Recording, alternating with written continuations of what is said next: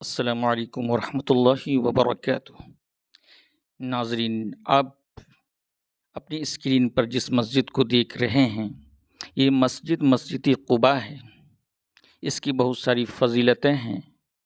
یہ مسجد کب بنی، کس نے اس کی تعمیر کی، کیا وجہ رہی، مختصر بتا دینا چاہتا ہوں۔ یہ مسجد قباء ہے۔ حضور اکرم صلی اللہ علیہ وسلم جب مکۃ المکرمہ سے ہجرت فرما کر مدینہ المنورہ تشریف لے کے جا رہے تھے، تو مدینہ کے قریب ایک گاؤں ہے۔ اس گاؤں میں ہی حضور اکرم صلی اللہ علیہ وسلم نے قیام فرمایا تھا۔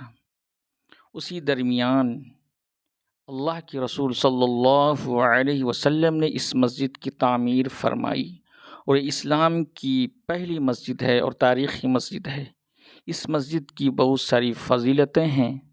حضور اکرم صلی اللہ علیہ وسلم نے اس مسجد کے بارے میں ارشاد فرمایا، جو اس مسجد میں 2 رکعت نماز پاکیزگی حاصل کرنے کے بعد پڑھے گا، ان کو مقبول عمرہ کا ثواب ملے گا۔ یعنی جو بھی اس مسجد میں نماز پڑھیں گے 2 رکعت، مقبول عمرہ کے برابر ثواب ملے گا۔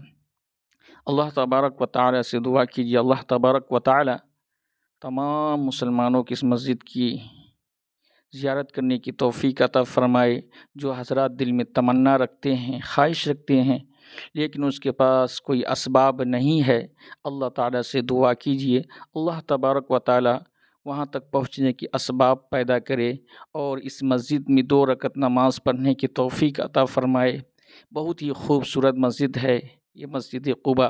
دور سے ہی جب آپ دیکھیں گے، یقیناً آپ کا جو ہے دل خوشی سے باغ باغ ہو جائے گا، اور آپ یقیناً اپنے آپ کو بہت ہی فخر محسوس کریں گے کہ اس مسجد میں نماز پڑھنے کے بعد۔ یہ مسجد قباء ہے اور اسلام کی پہلی مسجد ہے، اسلام کی پہلی مسجد بتلائی گئی ہے۔